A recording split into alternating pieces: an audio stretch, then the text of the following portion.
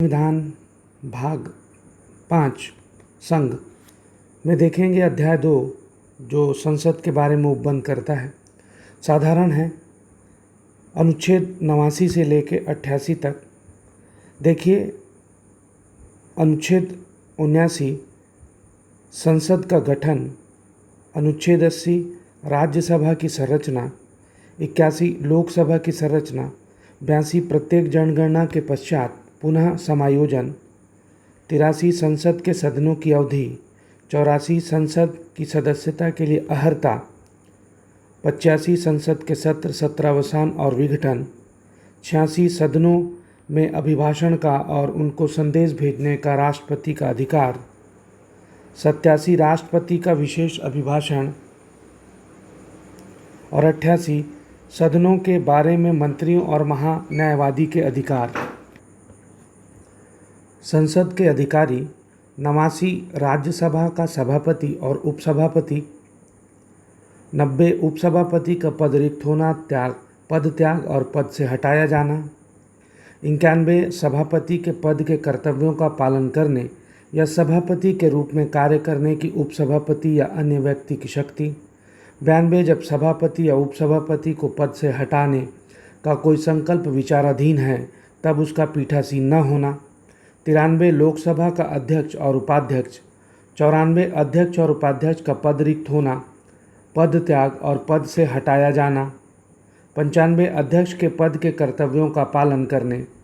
या अध्यक्ष के रूप में कार्य करने की उपाध्यक्ष या अन्य व्यक्ति की शक्ति, 96 जब अध्यक्ष या उपाध्यक्ष को पद से हटाने का कोई संकल्प विचाराधीन है तब उसका पीठासीन न होना, 97 सभापति और उपसभापति तथा अध्यक्ष और उपाध्यक्ष के वेतन और भत्ते, 98 संसद का सचिवालय, कार्य संचालन, 99 सदस्यों द्वारा शपथ या प्रतिज्ञान, 100 सदनों में मतदान रिक्तियों के होते हुए भी सदनों की कार्य करने की शक्ति और गणपूर्ति, सदस्यों की निर्भरताएं, 101 स्थानों का रिक्त होना, 102 सदस्यता के लिए निर्भरताएं, 103 सदस्यों की निर्भरताओं से संबंधित प्रश्नों का विनिश्चय, 104 अनुच्छेद 99 के अधीन शपथ लेने या प्रतिज्ञान करने से पहले या अर्हित न होते हुए या निर्धारित किए जाने पर बैठने और मत देने के लिए शास्ति, संसद और उसके सदस्यों की शक्तियाँ, विशेषाधिकार और उन्मुक्तियाँ, 105 संसद के सदनों की तथा उनके सदस्यों और समितियों की शक्तियाँ, विशेषाधिकार आदि, 106 सदस्यों के वेतन और भत्ते। विधायी प्रक्रिया, 107 विधेयकों के पुनर्स्थापन और पारित किए जाने के संबंध में उपबंध, 108 कुछ दशाओं में दोनों सदनों की संयुक्त बैठक, 109 धन विधेयकों के संबंध में विशेष प्रक्रिया, 110 धन विधेयक की परिभाषा, 111 विधेयकों पर अनुमति, वित्तीय विषयों के संबंध में प्रक्रिया, 112 वार्षिक वित्तीय विवरण, 113 संसद में प्राक्कलनों के संबंध में प्रक्रिया, 114 विनियोग विधेयक, 115 अनुपूरक अतिरिक्त या अधिक अनुदान, 116 लेखानुदान, प्रत्यानुदान और अपवादानुदान, 117 वित्त विधेयकों के बारे में विशेष उपबंध। साधारणतः प्रक्रिया, 118 प्रक्रिया के नियम, 119 संसद में वित्तीय कार्य संबंधी प्रक्रिया का विधि द्वारा विनियमन, 120 संसद में प्रयोग की जाने वाली भाषा, 121 संसद में चर्चा पर निर्बंधन, 122 न्यायालयों द्वारा संसद की कार्यवाहियों की जांच न किया जाना। देखिए अध्याय 2 संसद साधारण। अनुच्छेद 79 संघ के लिए एक संसद होगी जो राष्ट्रपति और सदनों से मिलकर बनेगी, जिसके नाम राज्यसभा और लोकसभा होंगे। तो अनुच्छेद 79 संसद का गठन के बारे में उपबंध करती है। अनुच्छेद 80 राज्यसभा की संरचना, राज्यसभा खंड का राष्ट्रपति द्वारा खंड 3 के उपबंधों के अनुसार नाम निर्देशित किए जाने वाले 12 सदस्य और ख राज्यों के और संघ राज्य क्षेत्रों के 248 से अनधिक प्रतिनिधियों से मिलकर बनेगी। खंड 2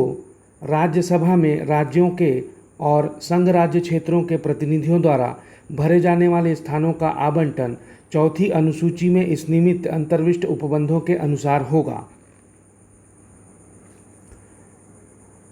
खंड 3 राष्ट्रपति द्वारा खंड 1 के उपखंड क के अधीन नाम निर्देशित किए जाने वाले सदस्य ऐसे व्यक्ति होंगे जिन्हें निम्नलिखित विषयों के संबंध में विशेष ज्ञान या व्यवहारिक अनुभव है, अर्थात साहित्य, विज्ञान, कला और समाज सेवा। खंड 4 राज्यसभा में प्रत्येक राज्य के प्रतिनिधियों का निर्वाचन उस राज्य की विधानसभा के निर्वाचित सदस्यों द्वारा आनुपातिक प्रतिनिधित्व पद्धति के अनुसार एकल संक्रमणीय मत द्वारा किया जाएगा। खंड 5 राज्यसभा में संघ राज्य क्षेत्रों के प्रतिनिधि ऐसी रीति से चुने जाएंगे जो संसद विधि द्वारा विहित करे। अनुच्छेद 81 लोकसभा की संरचना। अनुच्छेद 331 के उपबंधों के अधीन रहते हुए लोकसभा का राज्यों में प्रादेशिक निर्वाचन क्षेत्रों से प्रत्यक्ष निर्वाचन द्वारा चुने 545 से अनधिक सदस्यों से मिलकर और ख संघ राज्य क्षेत्रों का प्रतिनिधित्व करने के लिए ऐसी रीति से जो संसद विधि द्वारा उपबंधित करे चुने हुए 20 से अनधिक सदस्यों से मिलकर बनेगी। खंड 2 खंड 1 के उपखंड क के प्रयोजनों के लिए क प्रत्येक राज्य के लोकसभा में स्थानों का आवंटन ऐसी रीति से किया जाएगा कि स्थानों की संख्या से उस राज्य की जनसंख्या का अनुपात सभी राज्यों के लिए यथासाध्य एक ही हो, और ख प्रत्येक राज्य को प्रादेशिक निर्वाचन क्षेत्रों में ऐसी रीति से विभाजित किया जाएगा कि प्रत्येक निर्वाचन क्षेत्र की जनसंख्या का उसके आवंटित स्थानों की संख्या से अनुपात समस्त राज्य में यथासाध्य एक ही हो। परंतु इस खंड के उपखंड क के उपबंध किसी राज्य को लोकसभा के स्थानों के आवंटन के प्रयोजन के लिए तब तक लागू नहीं होंगे जब तक उस राज्य की जनसंख्या 60 लाख से अधिक नहीं हो जाती। खंड 3 इस अनुच्छेद में जनसंख्या पद से ऐसी अंतिम पूर्ववर्ती जनगणना में अभिनिश्चित की गई जनसंख्या अभिप्रेत है जिसके सुसंगत आंकड़े प्रकाशित हो गए हैं, परंतु इस खंड में अंतिम पूर्ववर्ती जनगणना के प्रति जिसके सुसंगत आंकड़े प्रकाशित हो गए हैं निर्देश का जब तक सन 2026 के पश्चात की पहली जनगणना के सुसंगत आंकड़े प्रकाशित नहीं हो जाते, यह अर्थ लगाया जाएगा कि वह पहला खंड 2 के उपखंड क और उस खंड के परंतु के प्रयोजनों के लिए 1971 की जनगणना के प्रति निर्देश हैं, और दूसरा खंड 2 के उपखंड ख के प्रयोजनों के लिए 2001 की जनगणना के प्रति निर्देश हैं।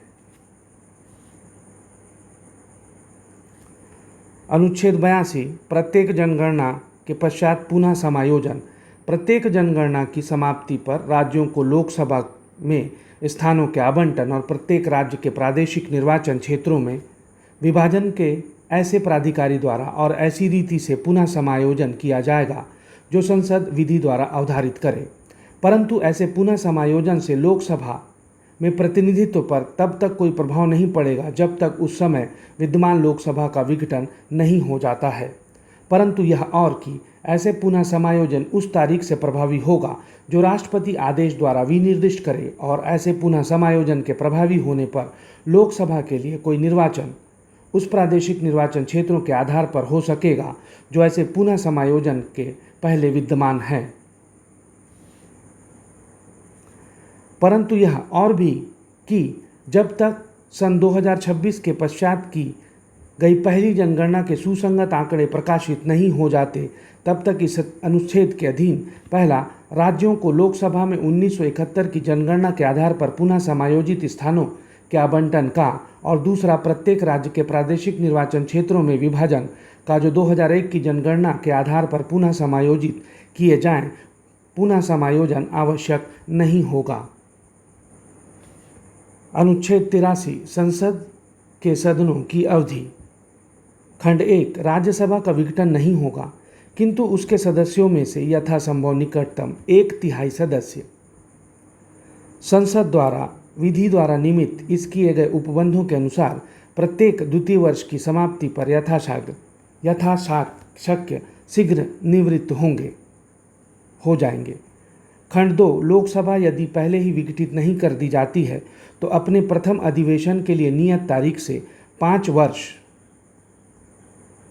तक बनी रहेगी, इससे अधिक नहीं, और 5 वर्ष की उक्त अवधि के समाप्ति का परिणाम लोकसभा का विघटन होगा। परंतु उक्त अवधि को जब आपात की उद्घोषणा प्रवर्तन में है तब संसद विधि द्वारा ऐसी अवधि के लिए बढ़ा सकेगी जो एक बार में 1 वर्ष से अधिक नहीं होगी और उद्घोषणा के प्रवर्तन में न रह जाने के पश्चात उसका विस्तार किसी भी दशा में 6 मास की अवधि से अधिक न होगा। अनुच्छेद 84 संसद की सदस्यता के लिए अर्हता। कोई व्यक्ति संसद के किसी स्थान को भरने के लिए चुने जाने के लिए अहरित तभी होगा जबकि वह भारत का नागरिक है और निर्वाचन आयोग द्वारा इस निमित्त प्राधिकृत किसी व्यक्ति के समक्ष तीसरी अनुसूची में इस प्रयोजन के लिए दिए गए प्रारूप के अनुसार शपथ लेता है या प्रतिज्ञान करता है और उस पर अपने हस्ताक्षर करता है। वह राज्यसभा में स्थान के लिए कम से कम 30 वर्ष की आयु और लोकसभा में स्थान के लिए कम से कम 25 वर्ष की आयु का हो।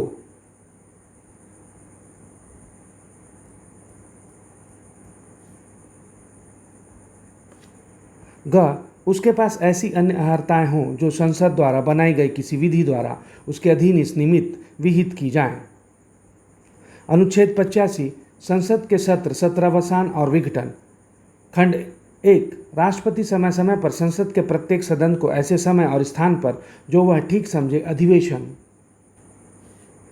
के लिए आहूत करेगा, किंतु उसके एक सत्र की अंतिम बैठक और आगामी सत्र की प्रथम बैठक के लिए नियत तारीख के बीच 6 मास का अंतर नहीं होगा। खंड 2 राष्ट्रपति समय समय पर सदनों का या किसी सदन का सत्रावसान कर सकेगा।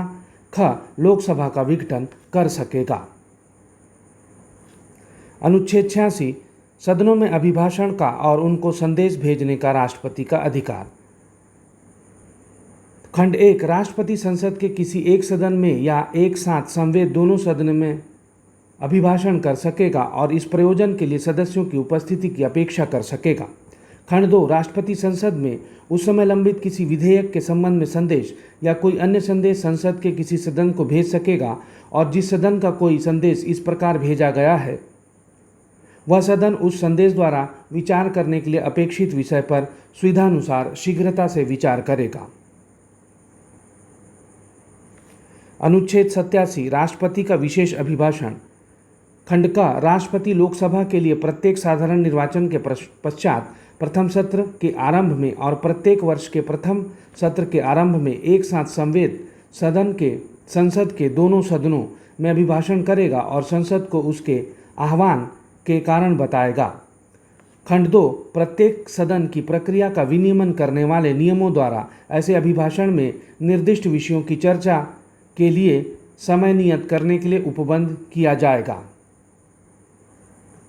अनुच्छेद 88 सदनों के बारे में मंत्रियों और महान्यायवादी के अधिकार। प्रत्येक मंत्री और भारत के महान्यायवादी को यह अधिकार होगा कि वह किसी भी सदन में सदनों की किसी संयुक्त बैठक में और संसद की किसी समिति में जिसमें उसका नाम सदस्य के रूप में दिया गया है बोले और उसकी कार्यवाहियों में अन्यथा भाग ले, किंतु इस अनुच्छेद के आधार पर वह मत देने का हकदार नहीं होगा। संसद के अधिकारी। अनुच्छेद 89 खंड 1 भारत का उपराष्ट्रपति राज्यसभा का पदेन सभापति होगा। अनुच्छेद 89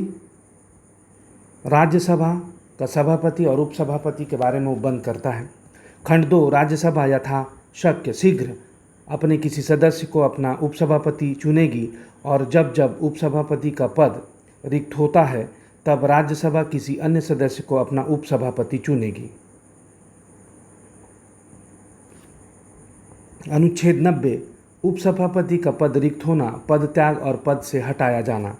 राज्यसभा के उपसभापति के रूप में पद धारण करने वाला सदस्य क, यदि राज्यसभा का सदस्य नहीं रहता है तो अपना पद रिक्त कर देगा। ख, किसी भी समय सभापति को संबोधित अपने हस्ताक्षर सहित लेख द्वारा अपना पद त्याग सकेगा। और ग, राज्यसभा के तत्कालीन समस्त सदस्यों के बहुमत से पारित संकल्प द्वारा अपने पद से हटाया जा सकेगा। परंतु खंड ग के प्रयोजन के लिए कोई संकल्प तब तक प्रस्तावित नहीं किया जाएगा जब तक कि उस संकल्प को प्रस्तावित करने के आशय की कम से कम 14 दिन की सूचना न दे दी गई हो। अनुच्छेद 91 सभापति के पद के कर्तव्यों का पालन करने या सभापति के रूप में कार्य करने की उपसभापति या अन्य व्यक्ति की शक्ति। खंड 1 जब सभापति का पद रिक्त है या ऐसी अवधि में जब उपराष्ट्रपति राष्ट्रपति के रूप में कार्य कर रहा है या उनके कृत्यों का निर्वहन कर रहा है, तब उपसभापति या यदि उपसभापति का पद रिक्त है तो राज्यसभा का ऐसा सदस्य जिसको राष्ट्रपति इस प्रयोजन के लिए नियुक्त करे उस पद के कर्तव्यों का पालन करेगा। खंड 2 राज्यसभा की किसी बैठक से सभापति की अनुपस्थिति में उपसभापति या यदि वह अनुपस्थित है तो ऐसे व्यक्ति जो राज्यसभा की प्रक्रिया के नियमों द्वारा अवधारित किया जाए या यदि ऐसा कोई व्यक्ति उपस्थित नहीं है तो ऐसा अन्य व्यक्ति जो राज्यसभा द्वारा अवधारित किया जाए सभापति के रूप में कार्य करेगा।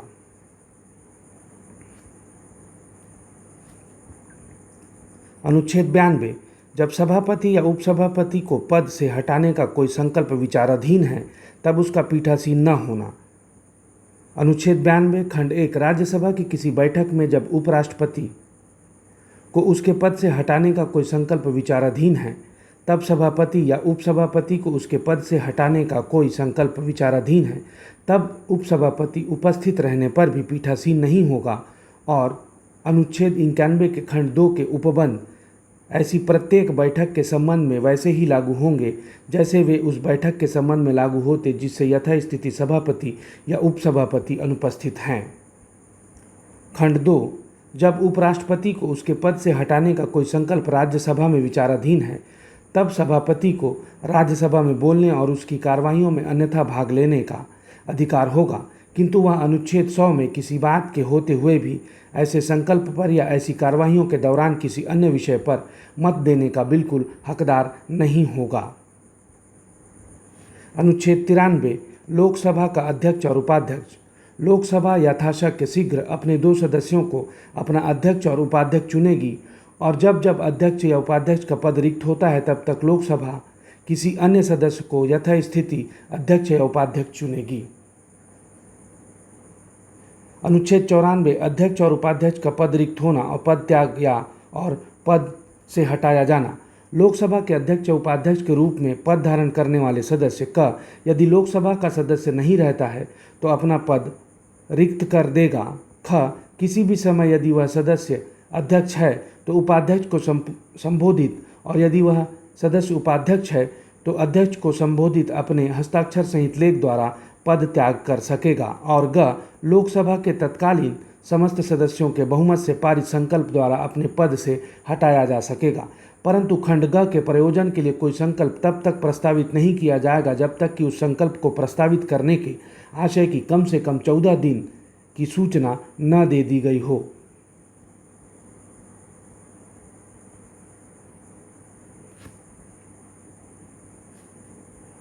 परंतु यह और कि जब कभी लोकसभा का विघटन किया जाता है तो विघटन के पश्चात होने वाले लोकसभा के प्रथम अधिवेशन के ठीक पहले तक अध्यक्ष अपने पद को रिक्त नहीं करेगा।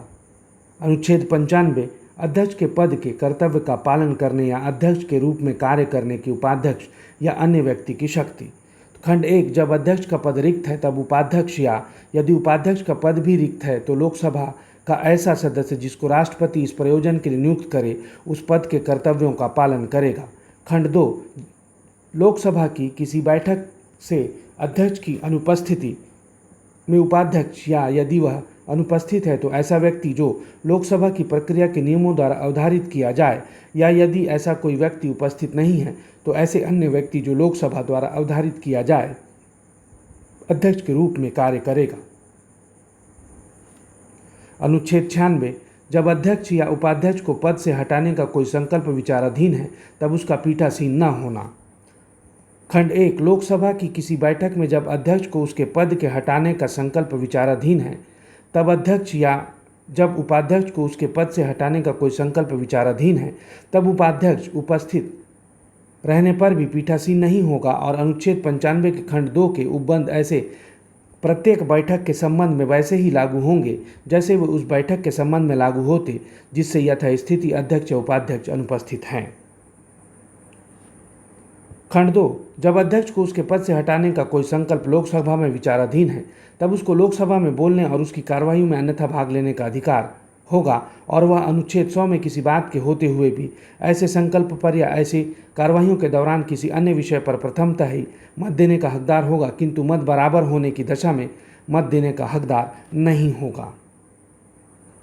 अनुच्छेद 97, सभापति और उपसभापति तथा अध्यक्ष और उपाध्यक्ष के वेतन और भत्ते। 97, राज्यसभा के सभापति और उपसभापति को तथा लोकसभा के अध्यक्ष व उपाध्यक्ष को ऐसे वेतन और भत्तों का जो संसद विधि द्वारा नियत करे और जब तक इस प्रकार उपबंध नहीं कर दिया जाता है तब तक ऐसे वेतन और भत्तों का जो दूसरी अनुसूची में विनिर्दिष्ट हैं संदाय किया जाएगा। अनुच्छेद 98, संसद का सचिवालय। खंड 1, संसद के प्रत्येक सदन का पृथक सचिवालय कर्मचारी वृंद होगा, परंतु इस खंड के किसी बात का यह अर्थ नहीं लगाया जाएगा कि वह संसद के दोनों सदनों के लिए सम्मिलित पदों का सृजन को निवारित करती है। खंड 2, संसद विधि द्वारा संसद के प्रत्येक सदन के सचिवीय कर्मचारी वृंद में भर्ती का और नियुक्त व्यक्तियों की सेवा की शर्तों का विनियमन कर सकेगी। खंड 3, जब तक संसद खंड 2 के अधीन उपबंध नहीं करती है तब तक राष्ट्रपति यथास्थिति लोकसभा के अध्यक्ष या राज्यसभा के सभापति के परामर्श करने के पश्चात लोकसभा के या राज्यसभा के सचिवीय कर्मचारी वृंद में भर्ती के और नियुक्त व्यक्तियों की सेवा की शर्तों के विनियमन के लिए नियम बना सकेगा और इस प्रकार बनाए गए नियम उक्त खंड के अधीन बनाए गए किसी विधि के उपबंधों के अधीन रहते हुए प्रभावी होंगे। कार्य संचालन। अनुच्छेद 99, सदस्यों द्वारा शपथ या प्रतिज्ञान। संसद के प्रत्येक सदन का प्रत्येक सदस्य अपना स्थान ग्रहण करने से पहले राष्ट्रपति या उसके द्वारा इस निमित्त नियुक्त व्यक्ति के समक्ष तीसरी अनुसूची में इस प्रयोजन के लिए दिए गए प्रारूप में के अनुसार शपथ लेगा या प्रतिज्ञान करेगा और उस पर अपने हस्ताक्षर करेगा। अनुच्छेद 100, सदनों में मतदान रिक्तियों के होते हुए भी सदनों की कार्यवाही कार्य करने की शक्ति और गणपूर्ति। खंड 1, इस संविधान में अन्यथा उपबंधित के सिवाय प्रत्येक सदन की बैठक में या सदनों की संयुक्त बैठक में सभी प्रश्नों का उदाहरण अध्यक्ष को अथवा सभापति या अध्यक्ष के रूप में कार्य करने वाले व्यक्ति को छोड़कर उपस्थित और मत देने वाले सदस्यों के बहुमत से किया जाएगा। सभापति या अध्यक्ष अथवा उस रूप में कार्य करने वाला व्यक्ति प्रथमतः मत नहीं देगा, किंतु मत बराबर होने की दशा में उसका निर्णायक मत होगा और वह उसका प्रयोग करेगा। खंड 2, संसद के किसी सदन की सदस्यता में कोई रिक्ति होने पर भी उस सदन को कार्य करने की शक्ति होगी और यदि बाद में यह पता चलता है कि कोई व्यक्ति जो ऐसा करने का हकदार नहीं था कार्यवाहियों में उपस्थित रहा है या उसने मत दिया है या अन्यथा भाग लिया है तो भी संसद की कोई कार्यवाही विधि मान्य होगी। खंड 3, जब तक संसद विधि द्वारा अन्यथा उपबंध न करे तब तक संसद के प्रत्येक सदन का अधिवेशन गठित करने के लिए गणपूर्ति सदन के सदस्यों की कुल संख्या का 10वां भाग होगी। खंड 4, यदि सदन के अधिवेशन में किसी समय गणपूर्ति नहीं होती है तो सभापति और अध्यक्ष अथवा उस रूप में कार्य करने वाले व्यक्ति का यह कर्तव्य होगा कि वह सदन को स्थगित कर दे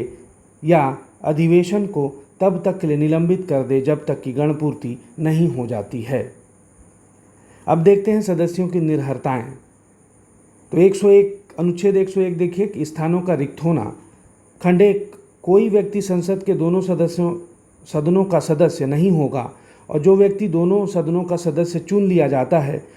उसके एक या दूसरे सदन के स्थान को रिक्त करने के लिए संसद विधि द्वारा उपबंध करेगी। खंड 2, कोई व्यक्ति संसद और किसी राज्य के विधानमंडल के किसी सदन दोनों का सदस्य नहीं होगा, और यदि कोई व्यक्ति संसद और किसी राज्य के विधानमंडल के किसी सदन दोनों का सदस्य चुन लिया जाता है तो ऐसी अवधि की समाप्ति के पश्चात जो राष्ट्रपति द्वारा बनाए गए नियमों में विनिर्दिष्ट की जाए, संसद में ऐसे व्यक्ति का स्थान रिक्त हो जाएगा यदि उसने राज्य के विधानमंडल में अपने स्थान को पहले ही नहीं त्याग दिया है। 3. यदि संसद के किसी सदन का सदस्य का अनुच्छेद 102 के खंड 1 या खंड 2 में वर्णित किसी निर्भरता से ग्रस्त हो जाता है, या ख यथास्थिति सभापति या अध्यक्ष को संबोधित अपने हस्ताक्षर सहित लेख द्वारा अपने स्थान का त्याग कर देता है और उसका त्याग पत्र यथास्थिति सभापति या अध्यक्ष द्वारा स्वीकार कर लिया जाता है, तो ऐसा होने पर उसका स्थान रिक्त हो जाएगा। परंतु खंड ख में निर्दिष्ट त्यागपत्र की दशा में यदि प्राप्त जानकारी से या अन्यथा ऐसी जांच करने के पश्चात जो वह ठीक समझे यथास्थिति सभापति या अध्यक्ष का समाधान हो जाता है कि ऐसा त्यागपत्र स्वैच्छिक या असली नहीं है, तो वह ऐसे त्यागपत्र को स्वीकार नहीं करेगा। खंड 4. यदि संसद के किसी सदन का कोई सदस्य 60 दिन की अवधि तक संसद की अनुज्ञा के बिना उसके सभी अधिवेशनों से अनुपस्थित रहता है तो सदन उसके स्थान को रिक्त घोषित कर सकेगा। परंतु 60 दिन की उक्त अवधि की संगणना करने में किसी ऐसी अवधि को हिसाब नहीं लिया जाएगा जिसके दौरान सदन सत्रावसित या निरंतर 4 से अधिक दिनों के लिए स्थगित रहता है। अनुच्छेद 102 सदस्यों के लिए निर्भरताएं। खंड 1. कोई व्यक्ति संसद के किसी सदन का सदस्य चुने जाने के लिए और सदस्य होने के लिए निर्हित होगा। क यदि वह भारत सरकार के या किसी राज्य के सरकार के अधीन ऐसे पद को छोड़कर जिसको धारण करने वाले का निर्धारित न होना संसद के विधि द्वारा घोषित किया गया है कोई लाभ का पद धारण करता है।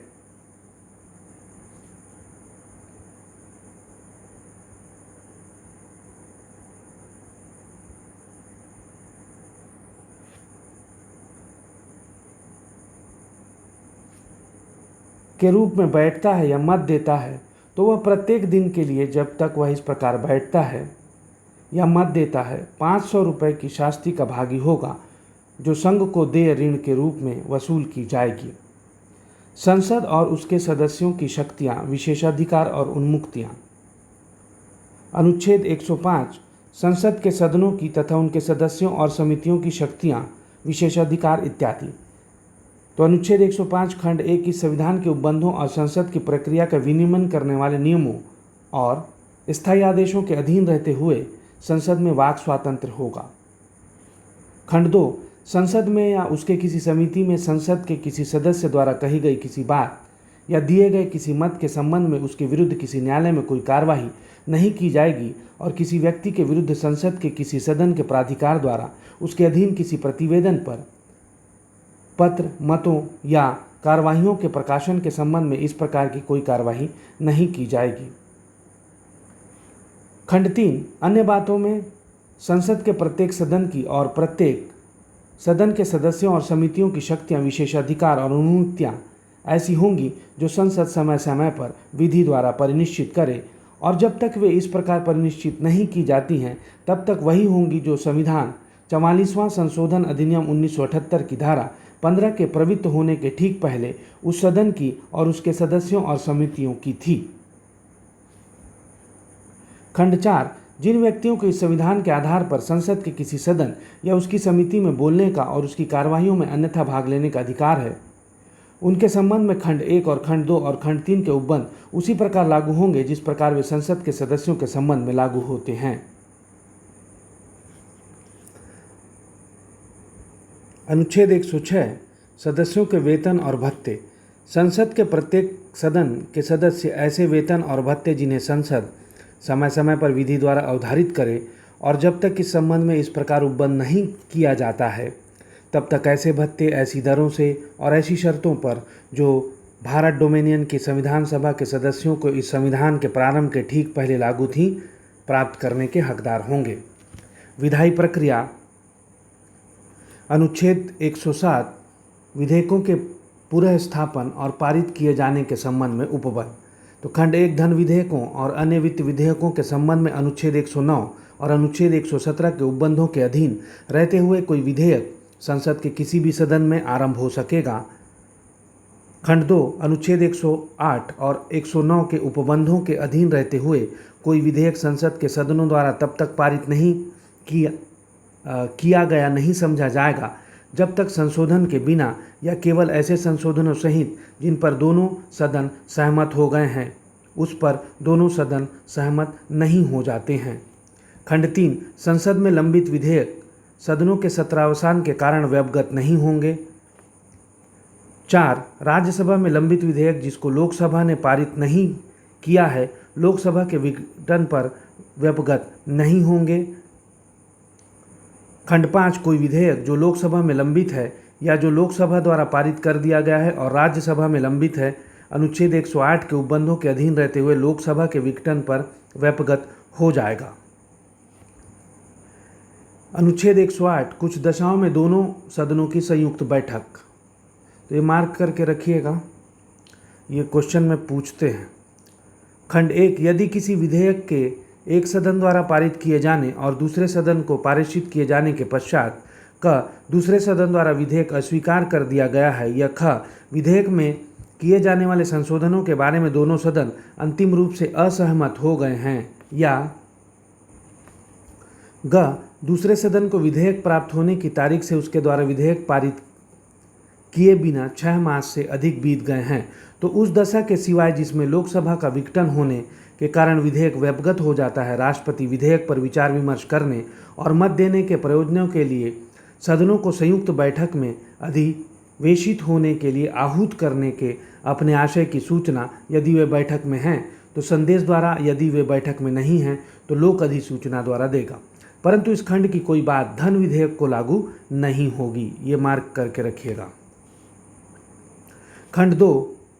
6 मास की ऐसी अवधि की गणना करने में जो खंड 1 में विनिर्दिष्ट है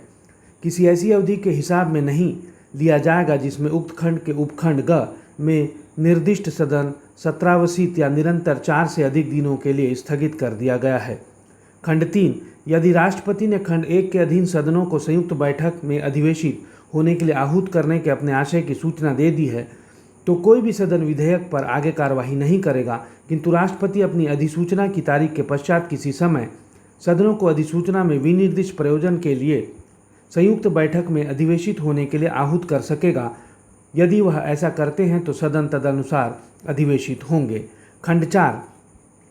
यदि सदनों की संयुक्त बैठक में विधेयक ऐसे संशोधनों सहित यदि कोई हों जिन पर संयुक्त बैठक में सहमति हो जाती है, दोनों सदनों में उपस्थित और मत देने वाले सदस्यों की कुल संख्या के बहुमत द्वारा पारित हो जाता है, तो इस संविधान के प्रयोजनों के लिए वह दोनों सदनों द्वारा पारित किया गया समझा जाएगा। परंतु संयुक्त बैठक में यदि विधेयक एक सदन से पारित किए जाने पर दूसरे सदन द्वारा संशोधन सहित पारित नहीं कर दिया गया है और उस सदन को जिसमें उसका आरंभ हुआ था लौटा नहीं दिया गया है, तो ऐसे संशोधनों से भिन्न यदि कोई हो तो विधेयक के पारित होने में देरी के कारण आवश्यक हो गए हैं, विधेयक में कोई और संशोधन प्रस्तापित नहीं किया जाएगा। ख यदि विधेयक इस प्रकार पारित कर दिया गया है और लौटा दिया गया है तो विधेयक में केवल पूर्वोक्त संशोधन और ऐसे अन्य संशोधन जो उन विषयों से सुसंगत हैं जिन पर सदनों में सहमति नहीं है प्रस्तापित किए जाएंगे और पीठासीन व्यक्ति का इस बारे में विनिश्चय अंतिम होगा कि कौन से संशोधन इस खंड के अधीन ग्राह्य हैं। खंड 5 सदनों की संयुक्त बैठक में अधिवेशित होने के लिए आहूत करने के अपने आशय की राष्ट्रपति की सूचना के पश्चात लोकसभा का विघटन बीच में हो जाने पर इस अनुच्छेद के अधीन संयुक्त बैठक हो सकेगी और उसमें विधेयक पारित हो सकेगा। अनुच्छेद 109 धन विधेयकों के संबंध में प्रक्रिया, विशेष प्रक्रिया। खंड 1 धन विधेयक राज्यसभा में पुनर्स्थापित नहीं किया जाएगा। खंड 2 धन विधेयक लोकसभा द्वारा पारित किए जाने के पश्चात राज्यसभा को उसकी सिफारिशों के लिए पारित किया जाएगा और राज्यसभा विधेयक की प्राप्ति से 14 दिन की अवधि के भीतर विधेयक को अपनी सिफारिशों सहित लोकसभा को लौटा देगी और ऐसा होने पर लोकसभा राज्यसभा की सभी या किन्हीं सिफारिशों को स्वीकार या अस्वीकार कर सकेगी। खंड 3, यदि लोकसभा राज्यसभा की किसी सिफारिश को स्वीकार कर लेती है तो धन विधेयक राज्यसभा द्वारा सिफारिश किए गए और लोकसभा द्वारा स्वीकारे गए संशोधनों सहित दोनों सदनों द्वारा पारित किया गया समझा जाएगा। यदि लोकसभा राज्यसभा की किसी भी सिफारिश को स्वीकार नहीं करती है तो धन विधेयक राज्यसभा द्वारा सिफारिश किए गए किसी संशोधन के बिना दोनों सदनों द्वारा उस रूप में पारित किया समझा जाएगा जिसमें वह लोकसभा द्वारा पारित किया गया था। खंड 5, यदि लोकसभा द्वारा पारित और राज्यसभा को उसकी सिफारिशों के लिए पारित धन विधेयक 14 दिन की अवधि के भीतर लोकसभा को नहीं लौटाया जाता है तो उक्त अवधि की समाप्ति पर दोनों सदनों द्वारा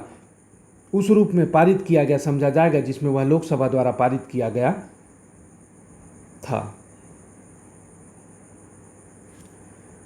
अनुच्छेद 110 धन विधेयक की परिभाषा। खंड 1, इस अध्याय के प्रयोजनों के लिए कोई विधेयक धन विधेयक समझा जाएगा यदि उसमें केवल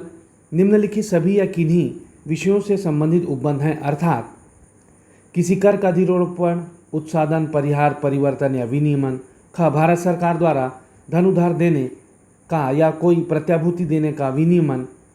अथवा भारत सरकार द्वारा अपने ऊपर ली गई या ली जाने वाली किन्हीं वित्तीय बाध्यताओं के संबंधित विधि का संशोधन। ग, भारत की संचित निधि या आकस्मिकता निधि की अभिरक्षा, ऐसे किसी निधि में धन जमा करना या उसमें से धन निकालना। घ, भारत की संचित निधि में से धन का विनियोग। अंग, किसी व्यय को भारत की संचित निधि पर भारित व्यय घोषित करना या ऐसे धन की अभिरक्षा या उसका निर्गमन अथवा संघ या राज्य के लेखाओं की संपरीक्षा। च, भारत की संचित निधि या भारत के लोकलेखे मध्य धन प्राप्त करना अथवा ऐसे धन की अभिरक्षा या उसका निर्गमन अथवा संघ या राज्य की लेखाओं की संपरीक्षा। या छ, उपखंड क से उपखंड च में विनिर्दिष्ट किसी विषय का आनुषांगिक कोई विषय। खंड 2, कोई विधेयक केवल इस कारण धन विधेयक नहीं समझा जाएगा कि वह जुर्मानों या अन्य धनी शास्तियों के अधिरोपण अथवा अनुज्ञप्तियों के लिए फीसों की या की गई सेवाओं के लिए फीसों की मांग या उनके संदाय का उपबंध करता है, अथवा इस कारण धन विधेयक नहीं समझा जाएगा कि वह किसी स्थानीय प्राधिकारी या निकाय द्वारा स्थानीय प्रयोजनों के लिए किसी कर के अधिरोपण, उत्सादन, परिहार, परिवर्तन या विनियमन का उपबंध करता है। खंड 3, यदि प्रश्न यह उठता है कि कोई विधेयक धन विधेयक है या नहीं, उस पर लोकसभा के अध्यक्ष का विनिश्चय अंतिम होगा। खंड 4, धन विधेयक अनुच्छेद 109 के अधीन राज्यसभा को पारित किया जाता है और जब वह अनुच्छेद 111 के अधीन अनुमति के लिए राष्ट्रपति के समक्ष प्रस्तुत किया जाता है तब प्रत्येक धन विधेयक पर लोकसभा के अध्यक्ष के हस्ताक्षर सहित यह प्रमाण पृष्ठांकित किया जाएगा कि वह धन विधेयक है। अनुच्छेद 111 विधेयकों पर अनुमति। तो जब कोई विधेयक संसद के सदनों द्वारा पारित कर दिया गया है तब वह राष्ट्रपति के समक्ष प्रस्तुत किया जाएगा और राष्ट्रपति घोषित करेगा कि वह विधेयक पर अनुमति देता है या अनुमति रोक लेता है। परंतु राष्ट्रपति अनुमति के लिए अपने समक्ष विधेयक प्रस्तुत किए जाने के पश्चात यथाशीघ्र उस विधेयक को, यदि वह धन विधेयक नहीं है, तो सदनों को इस संदेश के साथ वापस लौटा सकेगा कि विधेयक पर उनके किन्हीं विनिर्दिष्ट उपबंधों पर पुनर्विचार करें और विशिष्टतया किन्हीं ऐसे संशोधनों पर पुनः स्थापन की वांछनीयता पर विचार करें जिनकी उसने अपने संदेश में सिफारिश की है। और जब विधेयक इस प्रकार लौटा दिया जाता है तब सदन विधेयक द्वारा तदनुसार पुनर्विचार करेंगे और यदि विधेयक सदनों द्वारा संशोधन सहित या उसके बिना फिर से पारित कर दिया जाता है और राष्ट्रपति के समक्ष अनुमति के लिए प्रस्तुत किया जाता है तो राष्ट्रपति उस पर अनुमति नहीं रोकेगा। वित्तीय विषयों के संबंध में प्रक्रिया। वार्षिक वित्तीय विवरण। अनुच्छेद 112 खंड 1, राष्ट्रपति प्रत्येक वित्तीय वर्ष के संबंध में संसद के दोनों सदनों के समक्ष भारत की उस वर्ष के लिए प्राकलित प्राप्तियों और व्यय का विवरण रखवाएगा जिसे इस भाग में वार्षिक वित्तीय विवरण कहा गया है। खंड 2, वार्षिक वित्तीय विवरण में दिए हुए व्यय के प्राक्कलनों में क, इस संविधान में भारत की संचित निधि पर भारित व्यय के रूप में वर्णित व्यय की पूर्ति के लिए अपेक्षित राशियां और ख, भारत की संचित निधि में से किए जाने के लिए प्रस्थापित अन्य व्यय की पूर्ति के लिए अपेक्षित राशियां पृथक पृथक दिखाई जाएंगी और राजस्व लेखे होने वाले व्यय का अन्य व्यय से भेद किया जाएगा। खंड 3, निम्नलिखित व्यय भारत की संचित निधि पर भारित व्यय होगा, अर्थात राष्ट्रपति की उपलब्धियां और भत्ते और उसके पद से संबंधित अन्य व्यय, ख राज्यसभा के सभापति और उपसभापति के लोकसभा के अध्यक्ष और उपाध्यक्ष के वेतन और भत्ते। ग ऐसे ऋण भार जिनका दायित्व भारत सरकार पर है, जिनके अंतर्गत ब्याज, निक्षेप निधि भार और मोचन भार तथा उधार लेने और ऋण सेवा और ऋण मोचन से संबंधित अन्य व्यय हैं। घ पहला, उच्चतम न्यायालय के न्यायाधीशों को या उनके संबंध में संदेह वेतन भत्ते पेंशन। फेडरल न्यायालय के न्यायाधीशों को और उनके संबंध में संदेह पेंशन। तीसरा, उस उच्च न्यायालय के न्यायाधीशों को और उनके संबंध में दी जाने वाली पेंशन जो भारत के राज्य क्षेत्र के अंतर्गत किसी क्षेत्र के संबंध में अधिकारिता का प्रयोग करता है, या जो भारत डोमिनियन के राज्यपाल वाले प्रांत के अंतर्गत किसी क्षेत्र के संबंध में इस संविधान के प्रारंभ से पहले किसी भी समय अधिकारिता का प्रयोग करता था। अंग भारत के नियंत्रक महालेखा परीक्षक को या उसके संबंध में संदेह वेतन भत्ते और पेंशन। च किसी न्यायालय या माध्यस्थम अभिकरण के निर्णय, डिक्री, पंचायत या तुष्टि के लिए अपेक्षित राशियाँ। और छ कोई अन्य व्यय जो इस संविधान द्वारा, संसद द्वारा, विधि द्वारा इस प्रकार भारित घोषित किया जाता है। अनुच्छेद 113 संसद में प्राकलनों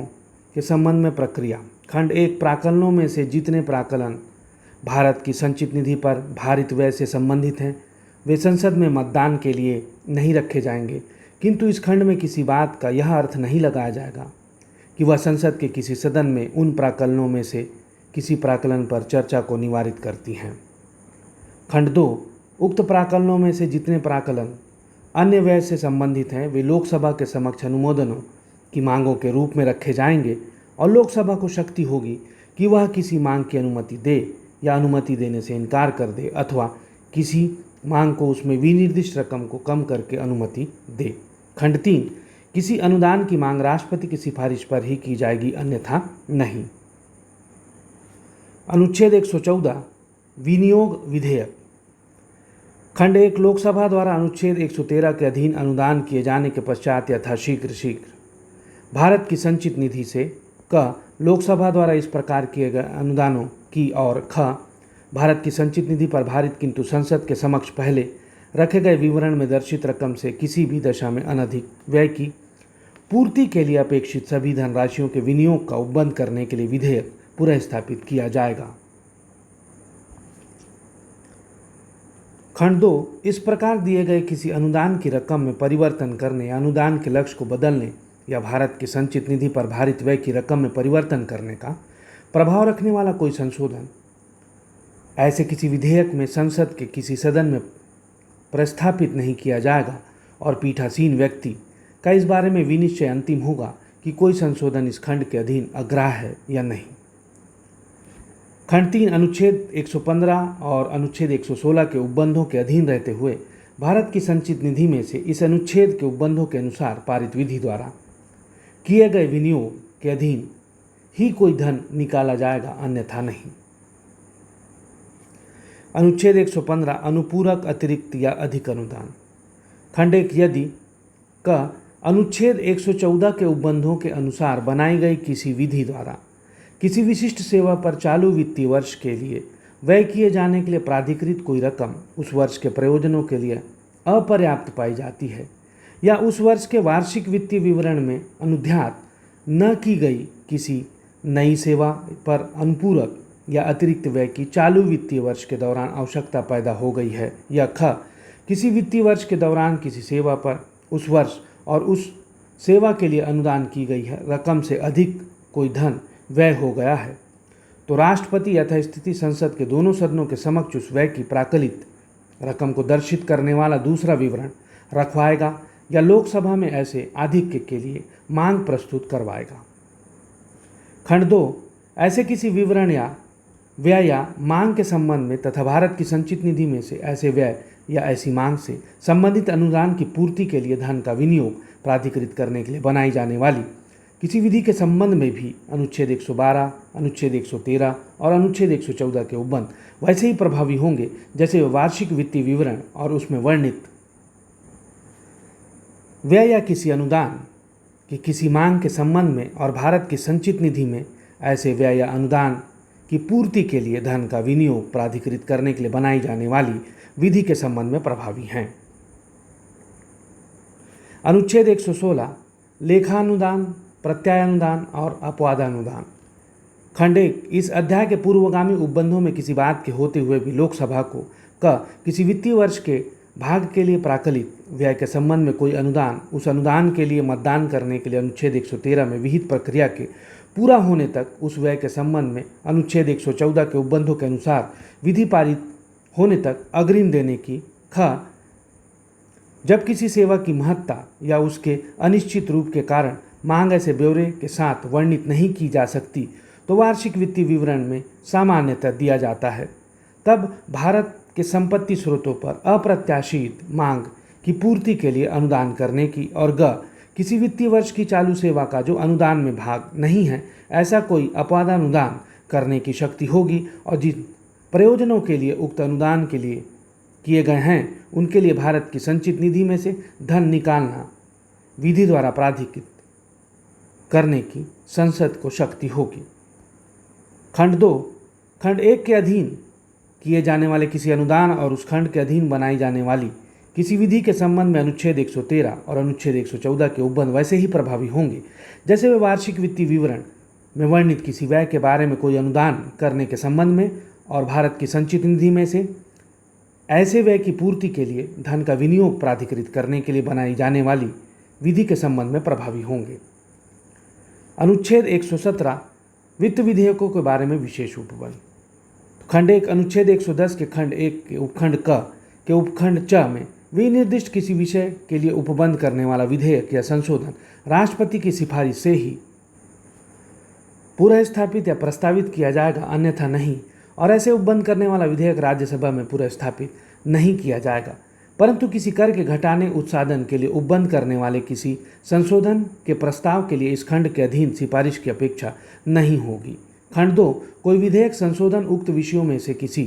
के लिए उपबंध करने वाला केवल इस कारण नहीं समझा जाएगा कि वह जुर्माने या अन्य धनीय शास्तियों के अधिरोपण का अथवा अनुज्ञप्तियों के लिए फीसों की या की गई सेवाओं के लिए फीसों की मांग का या उनके संदाय का उपबंध करता है, अथवा इस कारण नहीं समझा जाएगा कि वह किसी स्थानीय प्राधिकारी या निकाय द्वारा स्थानीय प्रयोजनों के लिए किसी कर के अधिरोपण, उत्साधन, परिहार, परिवर्तन, विनिमय का उपबंध करता है।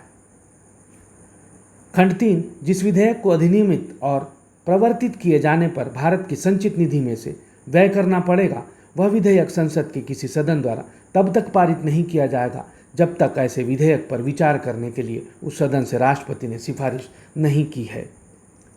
साधारणतया प्रक्रिया। अनुच्छेद 118 प्रक्रिया के नियम। खंड 1 इस संविधान के उपबंधों के अधीन रहते हुए संसद का प्रत्येक सदन अपनी प्रक्रिया और अपने कार्य संचालन के विनियमन के लिए नियम बना सकेगा।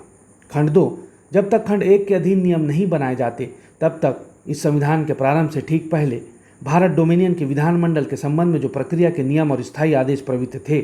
वे ऐसे उपांतरणों और अनुकूलनों के अधीन रहते हुए संसद के संबंध में प्रभावी होंगे जिन्हें यथास्थिति राज्यसभा का सभापति या लोकसभा का अध्यक्ष उनमें करे।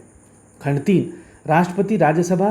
के सभापति और लोकसभा के अध्यक्ष से परामर्श करने के पश्चात दोनों सदनों की संयुक्त बैठक से संबंधित और उसमें परस्पर संचार से संबंधित प्रक्रिया का नियम बना सकेगा। खंड 4 दोनों सदनों की संयुक्त बैठक में लोकसभा का अध्यक्ष उसकी अनुपस्थिति में ऐसा व्यक्ति पीठासीन होगा जिसका खंड 3 के अधीन बनाई गई प्रक्रिया के नियमों के अनुसार अवधारण किया जाएगा। अनुच्छेद 119 संसद में वित्तीय कार्य का संबंधी प्रक्रिया का विधि द्वारा विनियमन। संसद वित्तीय कार्य को समय के भीतर पूरा करने के प्रयोजन के लिए किसी वित्तीय विषय से संबंधित या भारत की संचित निधि में से धन का विनियोग करने के लिए किसी विधेयक से संबंधित संसद के प्रत्येक सदन की प्रक्रिया और कार्य संचालन का विनियमन विधि द्वारा कर सकेगी यदि और वहाँ जहाँ तक इस प्रकार बनाई गई किसी विधि का कोई उपबंध अनुच्छेद 118 के खंड 1 के अधीन संसद के किसी सदन द्वारा बनाए गए नियम से या उस अनुच्छेद के खंड 2 के अधीन संसद के संबंध में प्रभावी किसी नियम या स्थायी आदेश से असंगत है और वहाँ तक ऐसा संबंध अभिभावी होगा। अनुच्छेद 120 संसद में प्रयोग की जाने वाली भाषा। खंड 1 भाग 17 में किसी बात के होते हुए किंतु अनुच्छेद 348 के उपबंधों के अधीन रहते हुए संसद में कार्य हिंदी में या अंग्रेजी में किया जाएगा, परंतु यथास्थिति राज्यसभा का सभापति या लोकसभा का अध्यक्ष अथवा उस रूप में कार्य करने वाले व्यक्ति किसी सदस्य को जो हिंदी में या अंग्रेजी में अपनी पर्याप्त अभिव्यक्ति नहीं कर सकता है अपनी मातृभाषा में सदन को संबोधित करने की अनुज्ञा दे सकेगा। खंड 2, जब तक संसद विधि द्वारा अन्यथा उपबंध न करे तब तक इस संविधान के प्रारंभ में 15 वर्ष की अवधि की समाप्ति के पश्चात यह अनुच्छेद ऐसे प्रभावी होगा मानो या अंग्रेजी में शब्दों का उनमें से लोप कर दिया गया हो। अनुच्छेद 121, संसद में चर्चा पर निर्बंध। उच्चतम न्यायालय या किसी उच्च न्यायालय के किसी न्यायाधीश के अपने कर्तव्यों के निर्वहन में किए गए आचरण के विषय में संसद में कोई चर्चा इसमें इसके पश्चात उपबंधित रीति से उस न्यायाधीश को हटाने की प्रार्थना करने वाले समावेदन को राष्ट्रपति के समक्ष प्रस्तुत करने के प्रस्ताव पर ही होगी, अन्यथा नहीं। अनुच्छेद 122, न्यायालयों द्वारा संसद की कार्यवाहियों की जांच न किया जाना। अनुच्छेद 122 खंड 1, संसद में किसी कार्यवाही की विधि मान्यता को प्रक्रिया की किसी अभिकथित अनियमितता के आधार पर प्रश्नगत नहीं किया जाएगा। खंड 2, संसद का कोई अधिकारी या सदस्य जिसमें इस संविधान द्वारा इसके अधीन संसद में प्रक्रिया या कार्य संचालन का विनियमन करने की अथवा व्यवस्था बनाए रखने की शक्तियां निहित हैं, उन शक्तियों के अपने द्वारा प्रयोग के विषय में किसी न्यायालय की अधिकारिता के अधीन नहीं होगा।